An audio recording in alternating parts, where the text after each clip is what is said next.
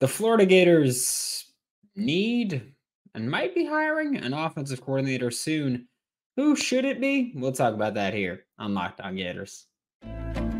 You are Locked On Gators, your daily podcast on the Florida Gators. Part of the Locked On Podcast Network, your team every day.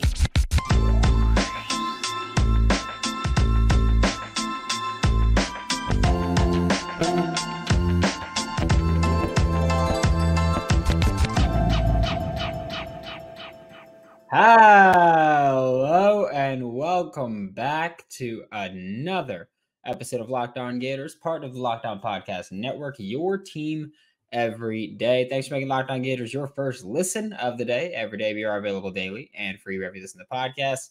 Happy Wednesday. I'm Brennan Olsen. Find me on Twitter at WNS_Brandon. Find all my written work with Whole Nine Sports, Giants, Country NFL 33. Today's episode of Locked On Gators is brought to you by FanDuel. Make every moment more. New customers, $150 in bonus bets with any winning $5 moneyline bet. $150 if your team wins. Visit FanDuel.com/LockedOn to get started. If you're part of the Locked On subtext group, then you know these names at least have been talked about a bit there. We'll talk about them more in depth here. If you're not part of the subtext group and you want to be, it's joinsubtext.com/LockedOnGators. And the first name that we're going to talk about is a name that we've talked about a lot when we've talked about who Florida should hire as offensive coordinator. And it's been my personal number one since this conversation started. Willy Korn, currently at Liberty, previously at Coastal Carolina. He's been under Jamie Chadwell his entire career. Willy Korn has a relationship with Billy Napier as a Clemson quarterback under Billy Napier. And there is where we kind of make that connection, because so much of coaching is just who do you know, and kind of not necessarily just who do you know, but how do you have a working relationship with this guy? What's your coaching connection with this guy? What do other coaches in your realm, in your area, in your circle think about this guy? And for Willy Korn, he's highly, highly respected and highly regarded as one of the young up-and-coming offensive coordinators in college football right now. A lot of the 21 and 12 personnel style, which I think that if Willy Korn is hired as Florida Gators offensive coordinator, which I mentioned weeks ago that I was like, hey, now that Chris Doering, I think, said it first on SEC, on Sirius Radio, and then I think it was Shane Matthews also said it, and then once they said it, I was like, okay, I feel fine saying it, that I was expecting Willy Korn to be announced as the offensive coordinator after Liberty's bowl game in just a few days at this point. So that's what I was expecting there. Then it came out that that wasn't going to be the hire. And I'm just saying I wouldn't take it completely off the table right here. But Willy Korn offensively, a lot of 21 and 12 personnel. What that means, 21 personnel is 2 running backs and 1 tight end. 12 personnel, 1 running back, 2 tight ends. And we'll talk about this if this were to be the hire, if this is the hire, if Willy Korn's announced as the offensive coordinator of the Florida Gators, then I will talk about how I think Arlis Boardingham would be a massive winner under this offense. Just looking at guys like Isaiah Likely, who is now with the Baltimore Ravens, having a little bit of a breakout now that Mark Andrews is hurt. Arlis Boardingham was at Coastal Carolina under Willy Korn. I could see Arlis Boardingham being that next Isaiah Likely type player at tight end there. Bit of a spread option style where you got speed option, which is like going out wide, and then the pitch, read option, which is your typical read option, zone read, triple, which is the keep or the toss, as in the read, keep, toss, freeze option, RPO, which of those, obviously Graham Mertz is best suited to run the RPO because those can allow you to throw the ball, and Graham Mertz, not immobile, certainly not mobile. and I think that that Graham can run the offense. I don't know how well he'd run the offense, just because I do think that it'd be relatively limited. But that's where you open the conversation of, if you have Willy Korn, maybe DJ Lagway comes in to run that speed option, run more read, run more triple, and kind of open things up for the offense. And I do, again, Willy Korn's been my lead hire. I know that every time we talk about Willy Korn, it opens the conversation of, well, he's not the primary play caller at Liberty, and that is true. I do think it's important to acknowledge that Willy Korn has called plays, and he has called full games before. In their entirety, he's called games before. Yes, he's never been the primary play caller for an entire season. That is true.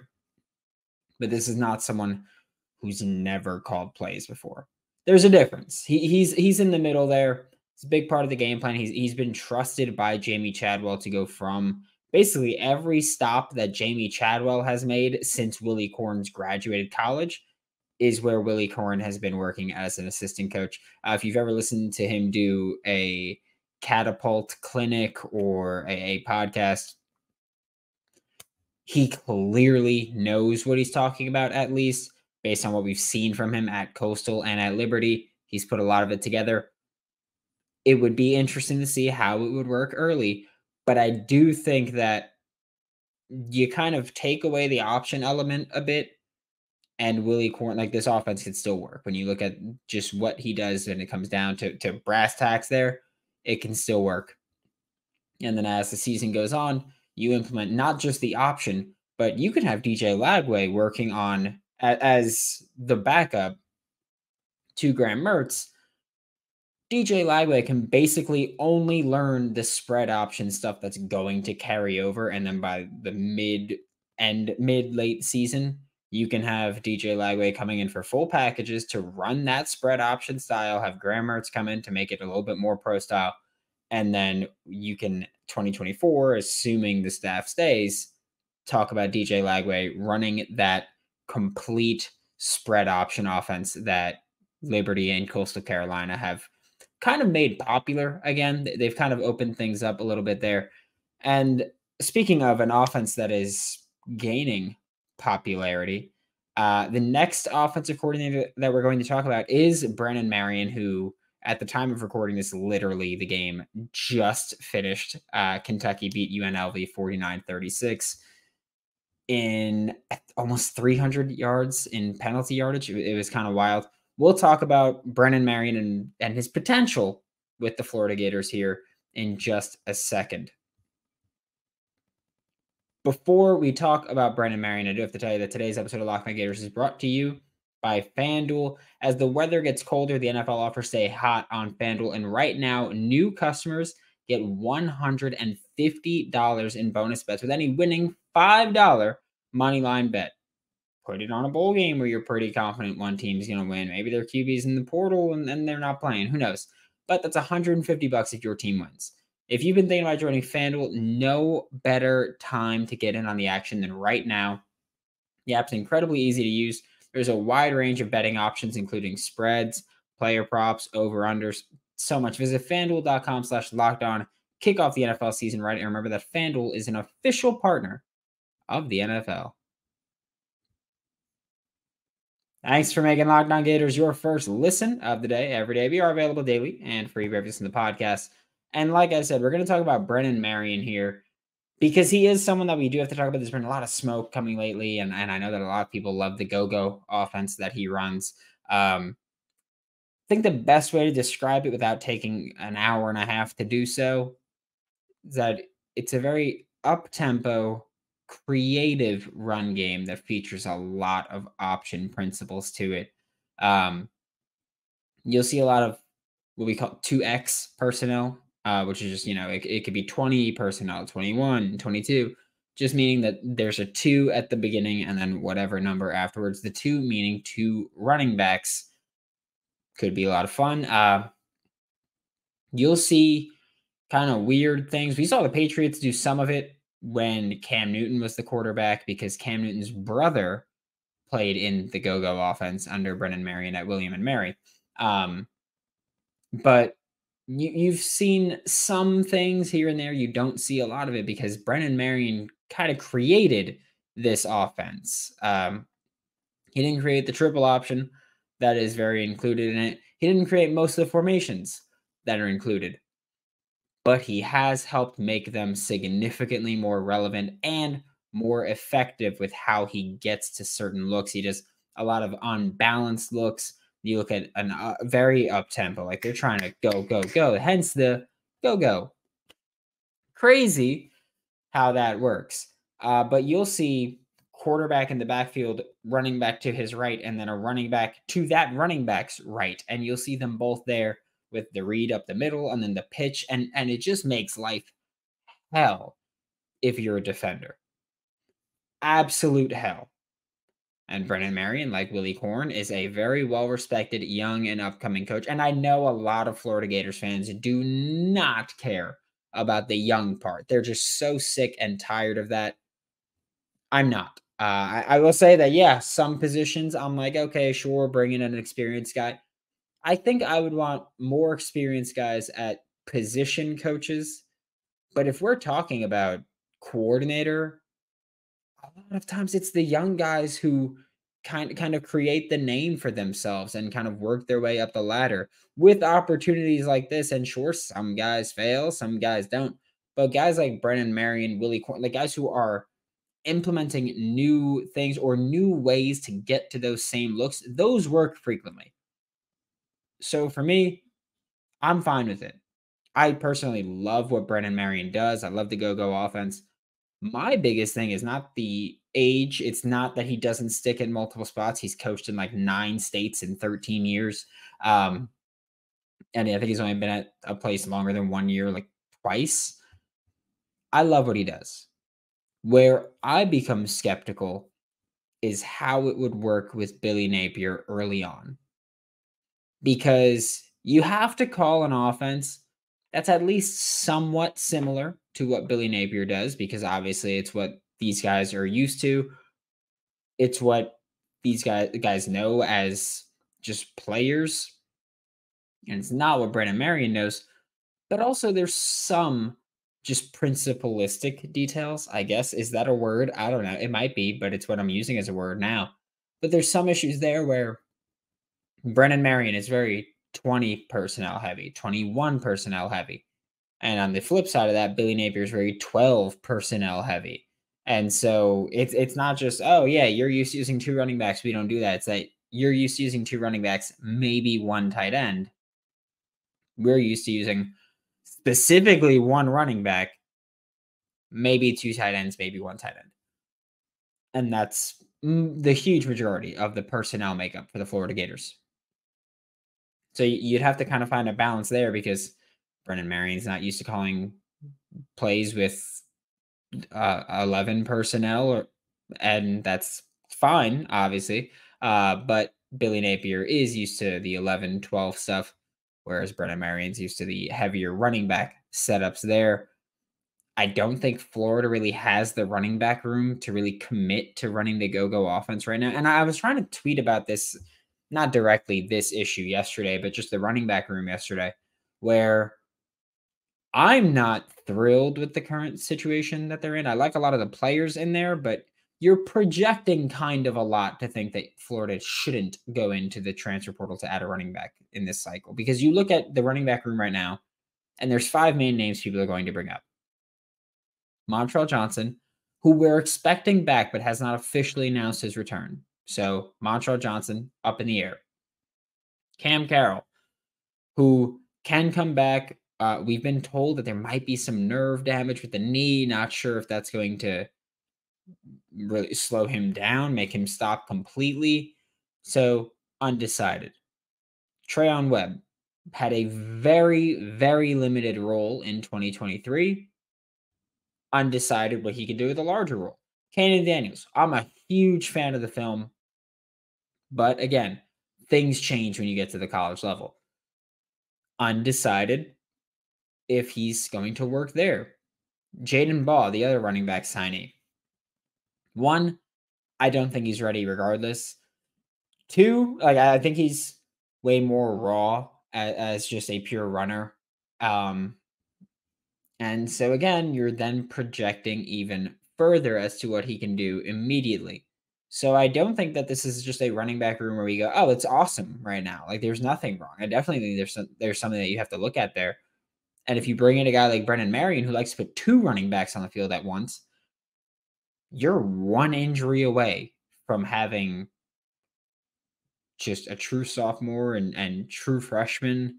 Let's say Cam Carroll can't go. If Montreal comes back and does get banged up, which he got banged up this year, played through it, but he got banged up this year. But you could be looking at your only running backs being Trayon Webb, Cannon Daniels, and Jaden Baugh. And I like all 3 of the guys, but are they going to be lead backs in a rush-heavy offense? I'm sure as hell not sold on that. So that's where it's like, it's not even a knock. It's just, I don't think that you have the personnel right now to run what Brennan Marion likes. Brennan Marion can make the offense work without a dual threat quarterback, but it works a hell of a lot better when you do have that. And so I think, again, I love what Brennan Marion does. I just don't know how he would mesh with Napier. I genuinely, I just don't know how they would work together given where Florida is right now, where people are just publicly acknowledging, hey, Billy Napier's one more bad 8 games from not being here anymore. This seems like one of the riskier potential hires just because you need a lot to go right. And it can, but I'm not a big fan of projecting things that just suddenly work in our favor as Florida Gators fans. So I think that that's where I am. But schematically, what Brennan Marion does is phenomenal. What he does to the run game, like I get it. The passing game is the sexy stuff. When we're talking about just straight up just scheming things, a good run game is a beautiful thing to see. That's what makes the 49ers so awesome. Not just their passing game, it's the beautiful run game setup that they have. Same thing, unsurprisingly, with Mike McDaniel in Miami, who was the 49ers run game coordinator. You get those fun run games going, and it opens up everything in the passing game as well. So that's one of the reasons I really love what Brennan Marion does as a schemer, as a game caller. I mean, hell, if you can come up with your offense the way that he did, you're an incredibly gifted football mind. I just don't know if it works out if he does come here. But hey, if he does come here, I want to make that clear. I'll be excited as hell if he's the Florida Gators OC. I'll just be skeptical as to whether or not it's going to work in Gainesville, at least. The last name that we're going to talk about is Russ Callaway, the current tight ends coach for the Florida Gators. If Billy Napier decides to go with an internal hire, I mean, Russ is far and away the obvious choice here. I think he's the only coach on staff with offensive coordinator play calling experience because he was at Stanford for, I think it was 5 years. But I think with Russ, the biggest, I guess, benefit that he brings is system continuity, where you look at Willy Korn, you look at Brennan Marion, and you're like, all right, you need to make some pretty big changes to the system to fit what they do. With Russ, he's been here. He's been in Gainesville for 2 years, but the first year he's defensive intern. Last year, he was the tight ends coach. And I mean, Hayden Hanson's been on the show a bunch of times. Just like what he does helping us learn mentally is incredible. So I think Russ Callaway gives you that system continuity of he's probably going to call what these guys know and what worked, but he'll probably add in some kind of spread out air raidy type plays into the offense. And look, I absolutely understand. Russ Callaway is not the fun hire. He's not the exciting hire. He's not the sexy hire, whatever it is. However, I do have to acknowledge that the whole time we've been talking about Billy Napier needs an offensive coordinator, again, I know that there's a ton of people who have problems with the scheme and all that stuff. I don't. So I'm not going to pretend that that's something that's driving me up a wall at all. But my thing has been that when Billy Napier got hired, we were promised a detail-oriented CEO type of head coach that was going to nail the little things. We haven't gotten that at all. Not even a little bit.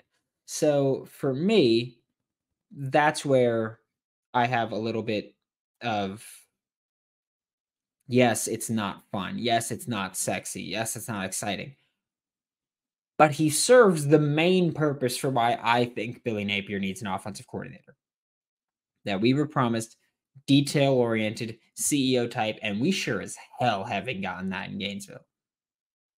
Whether it's the middle 8, the last 4 minutes of the first half, the first 4 minutes of the second half, whether it's timeout management, whether it's not going no huddle up tempo earlier, no matter what it is, we haven't gotten detail oriented. See how half the time we can't get the right number of people on the field on special teams. And I get it. He's not the game changer coordinator. He's not the whatever. I don't care. When it comes down to it, stuff like that is trickled down from the head coach, his organizational skills, his detail-oriented ability. When you're failing at that, that's where the rest of it comes crumbling. It's operational issues, and operational issues should not be a thing for the Florida Gators, especially through year 2. In year 1, sure, you can give me some of that. In year 2, it got worse than it was in year 1, exponentially. Can't have that happen again. So for me, that's why I'm like, you need to hire an OC. For Russ, I mean, look, I'll say this also. Russ Callaway helped with game planning, specifically in the red zone following the Charlotte game. Because if you remember the Charlotte game, Trey Smack set the record for field goals made by a Florida Gators kicker in one game, if I'm not mistaken. It was that because they would keep getting into the red zone and not getting into the end zone at all. So Russ started helping with that, and the team got better. I don't think Russ is amazing at all, but I do think that he helps this team get better here. And I will also say that if you move Russ Callaway to offensive coordinator, because I think some of the things that people like to talk about is like the offensive line situation, offensive line coaching situation. I think either way, you replace you either remove one offensive line coach and keep the other. So if you remove Sale, you keep Stapleton. If you remove Stapleton, you keep Sale. Or you remove them both and replace them with one offensive line coach. Either way, you clear up a spot. If you give Russ Callaway just, hey, you're the OC, and then you hire a new tight end coach, I think you can do that. You can keep Russ Callaway as OC, tight ends, have just one O-line coach, and then now you've got a space for a special teams coordinator that could be on the field or whatever it may be. Or move Austin Armstrong to linebackers, hire a safety coach, call that a day, whatever it is. You can do that. I will say that it would suck for the tight ends to have, 3 straight years of a different. Would it be 4 straight years if you're someone like Keon Zipper? Because it would be Tim Brewster in 2021, William Piegler in 2022, Russ Callaway in 2023, and whoever it would be in 2024 if you were to remove Russ Callaway from tight ends, which I don't think you should do. Like tight ends from 2022 to 2023, you look at Hayden, you look at Arliss, they both made significant strides in that time. So I definitely don't think that that he's not capable of running tight ends. I think he can be an offensive coordinator here. Yeah, I think, again, he helps open things up. I think that when you add in what he can bring to the passing game specifically, when you just look at ways that he can introduce new passing concepts, and then you kind of build off of that. Because, again, like I said, run game for me is like the fantastic. That's where the creative scheme part happens, really. If you have the passing plan set up, you can build off of that with the run game. If Russ likes having a jet motion or an orbit motion, you could build the run game off of those same exact looks and just implement them differently. While talking about passing game coordinators, I would love it personally if Jake Peetz was still the hire. He's still right there with me. I think if I had the list, like who I would want, it'd be Willy Korn, Jake Peetz, Brennan, Marion. But I don't think that happens. I think Florida's kind of narrowed down their list, and we've heard nothing about Jake Peetz. So I don't think he's there, but damn, I'd be ecstatic if he was the hire. Thanks for making Locked On Gators your first listen of the day every day. We are available daily and free wherever you listen to the podcast. We'll be back tomorrow to talk more Florida Gators football. For Locked On Gators, I'm Brennan Olsen. Don't forget to follow me on Twitter at WNS_Brandon. Find all my written work with Whole Nine Sports, Giants Country, NFL 33, and I will see you all tomorrow.